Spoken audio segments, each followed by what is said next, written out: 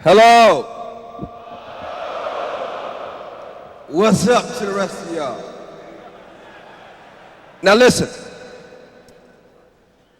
I need you to walk in my shoes for half an hour, 45 minutes. The first step, if you're going to walk in my shoes, everybody won't be able to do this, but the first step I want you to take, everyone who's here with a baseball cap, if you're going to walk in my shoes, turn your hat around. Come on, turn it around. Yeah. I'm going to ask God to turn our hearts just as we turn our hats. You see, cool people wear hats like this.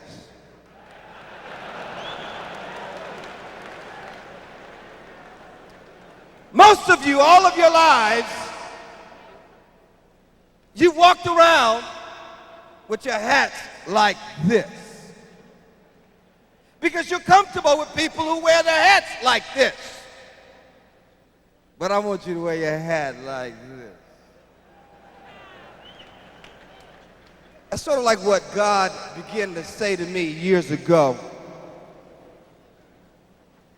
when he made it very, very clear to me that one of his callings on my life, one of the reasons I was born, one of the reasons why I caught so much hell in life, one of the reasons why I struggled and went through so much pain and difficulty, one of the reasons I've had so many challenges in my life was that God wanted me to live in a world, to wear someone else's shoes, to live in such pain, to live with difficulties and struggles so that I would know what it's like to live in a family, to live in a community, to be in a marriage, to be in a church, where every single day of your life, the wall gets bigger and bigger and bigger. I remember at a very early age, my father's a preacher, he's a pastor, and at a very early age, I built a wall because he was never at home. He never spent time with me. And I decided that I wouldn't care, that I would become callous, I would become hard, and I would not need him. Down deep inside, I was angry and bitter, and so I allowed that wall to build. Early in life, I was sexually abused, and out of resentment and anger, I built a wall against women. Wall against my family, wall against women, wall against other people. And then when the 60s hit, when I discovered what white folks had done to black folks, slavery,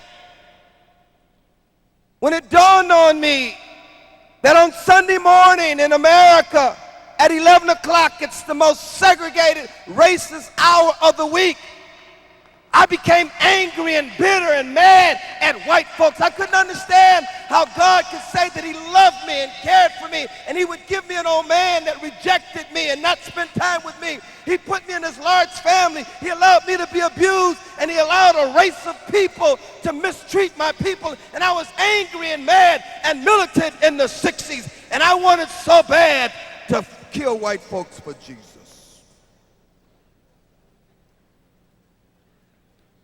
God allowed me to live through that, work through that.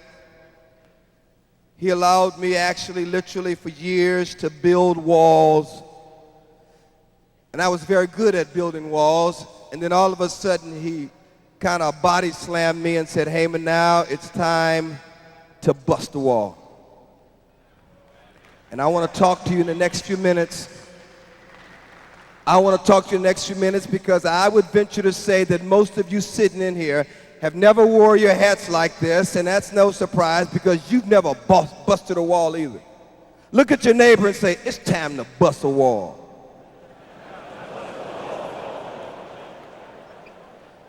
Some of you have education, degrees, and you've got jobs and families, and you've achieved a lot of accomplishments and a lot of success.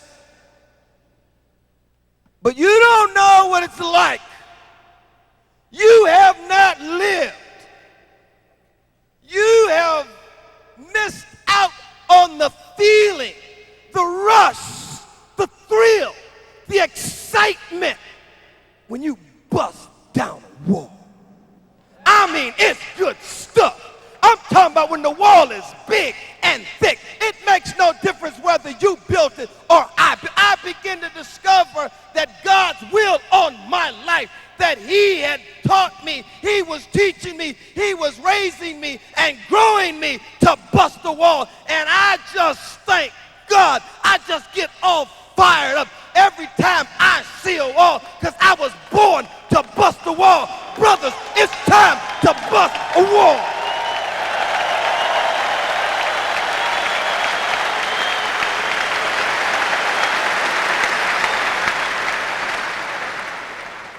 Now for you theologians, it's found in 2 Corinthians chapter 5, verse 18. I'll have to dip in both cultures during this presentation. The biblical basis, the theological foundation for this premise, for this idea, for this calling.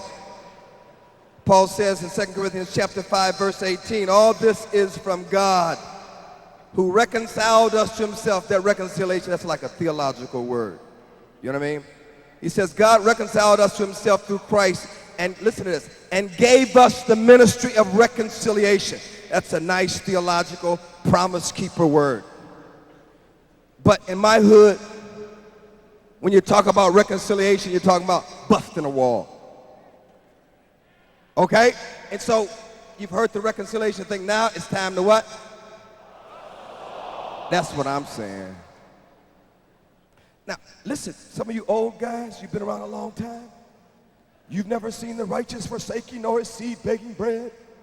You've been to places where Billy Graham is preaching. You've seen movements in your denomination, in your group, in your churches, had great Sunday schools and vacation Bible schools, and you've sent money and missionaries to Africa and China. But listen, I gotta believe that the reason you're still breathing, the reason you're still alive, is because God wants to give you the opportunity to see that wall come down in your lifetime. That's why you're still breathing. That's why you're alive. That's why you're here this weekend, because it's time to bust down a wall.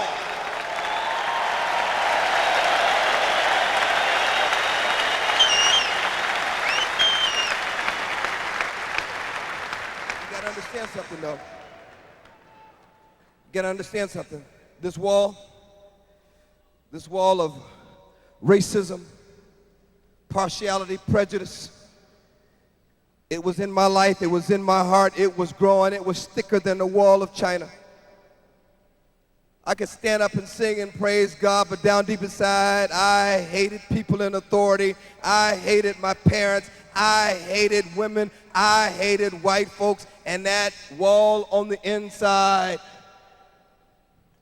was growing bigger and bigger every day. So like the time my old man took me to the circus, and the thing I really liked about this trip is that he took me up to this balloon man. It was a statue of a balloon. It was like this balloon that was in the shape and the figure of a man. My old man took me over and he says, hey man, punch that balloon. Punch that man. I love that. My old man ain't never given me permission to punch anybody.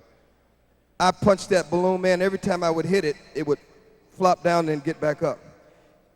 He said, hit it hard. I'd hit that balloon. It was about this tall. I'd hit it, flop down, it come back up. He says, kick it. Ah-ya! I kicked it, fall down, it come back up.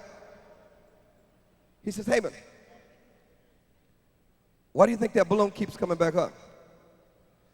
Why is it every time you knock it down, every time you hit it, it keeps coming back up? I said, I don't know. I said, but it's got to have something to do with what's on the inside. You see, we can have affirmative action, we can have legal laws, we can have, you name it, the government, everybody else can try to force you to do something, and racism will kind of fall down, and in a few days, it's coming back up. Because until you deal with what's on the inside, That's the wall. I'm talking about in the next half an hour or 45 minutes. That's the wall we gotta bust down.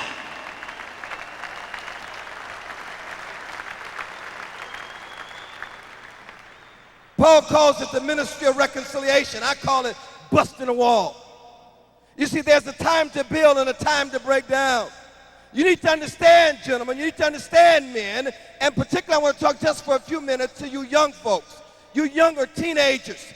The truth is, some of your fathers and grandfathers don't love God enough. They don't have the guts and the courage to bust down the wall. So don't expect them to lead the way. You may be here today and you're like David. When David came into camp and he saw Goliath talking this stuff, talking this yang, talking about God, defying God. Probably had a bow tie on. David comes in and David says, what's up with this? How in the world are you allowing this giant of racism and partiality?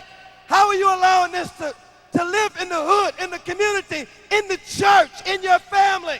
And all the men in Israel had no guts. They had no backbone. They had Bibles. They had conferences. They had tapes. They had Christian television. But they had no courage. They had no love. They had no guts. David comes into town. He was from a different hood. He had a different flavor. He had a different attitude. He comes in and everybody's telling him why it can't happen. It's never been done. This is the way it's always been. Do you see how big Goliath is? Do you know how long we've been racist and partial? Don't you know that we can't do this? The government has tried and it can't be done. David says, I ain't listening to that.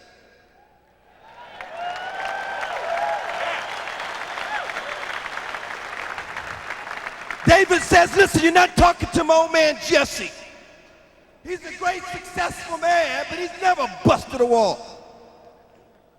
And you're not talking to my brothers, even though they're in the military, and they put on this uniform and say for God and for country, but they're just as weak-minded, they're just as spineless as every other man in Israel. But David says, listen, I want you to know that as soon as I get 5 stones, I'm taking this giant out.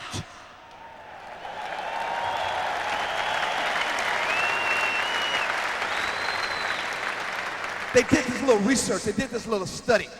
The professors and the scholars said, David, we've researched racism. We know how big it is, man. It's been here since the country started, man. We don't expect things to change until Jesus comes. They said, David, coach, it can't be done. It's too big. It's too big. Goliath is too big to fight. David says, no, he's too big to miss. I gotta take him out.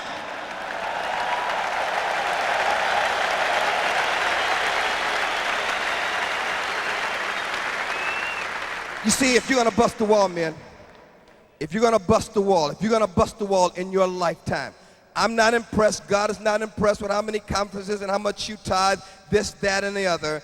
You want to put a smile on God's face in your lifetime, you bust the wall. There are 3 requirements. There are three things that you got to have inside if you're going to bust the wall. Now, your wall may not be real big, but the guys next to you, your pastor, there's no question about it. The reason he's never preached on this, he's never talked about this, the reason why you don't have any white friends or black friends or brown friends or Asian friends is because we've allowed this giant to live in the land. We've allowed this junk to fester and grow inside. And so I'm not here just to blame people and talk about the problem. I'm here to recruit you and challenge you to help me to bust down every doggone wall we find.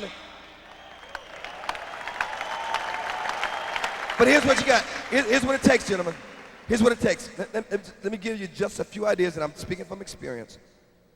Here's what it's going to take. Number 1, you got to be a risk taker. You got to take a risk. You got to take a risk. You got to take a risk. We're talking about out of your comfort zone. You got to take a risk. Oh, it's safe to shake hands with somebody of a different color here because you're not going to ride back home to them. They're not going to call you. You know, this is cool. This is comfortable. This is promise keeping. But to take a risk means that you've got to do something daring, something that will take you outside of your comfort zone. You see, to cross colors, to walk in somebody else's shoes, I'm telling you, there's a risk involved. I mean, it's like a lobster. You know, I'm told that lobsters, they're born with shells, and they like these shells, and they live in these shells a long time. But as the lobster grows and matures, in time, that lobster outgrows its shell. Now, that lobster can easily say, like some of you all, no, I know I've outgrown this shell, but I like this shell. I was born with this shell. Everybody I know has a shell like this. I mean, where I live, we all have the same kind of shell. And you're asking me to cross colors, and you're asking me to change shells, and I can't do that. But if that lobster does not change shells, that shell becomes its coffin. Listen. In between changing shells, that lobster is extremely vulnerable. Vulnerable to the sea currents, vulnerable to sea creatures. And I can imagine some lobsters saying, can you give me a videotape where you can guarantee me that if I cross colors, if I reach out for the next 25 years, I won't be misunderstood, I won't be hurt, this will be successful, nobody will marry my daughter. Can you guarantee me all of those things? If you can put that in writing, God, I will change colors. But until then, I'm going to stay in the shell I was born with. Case closed. You know, in California several years ago, a couple of men designed some clothes called cross colors. The reason why they designed these clothes is because over there,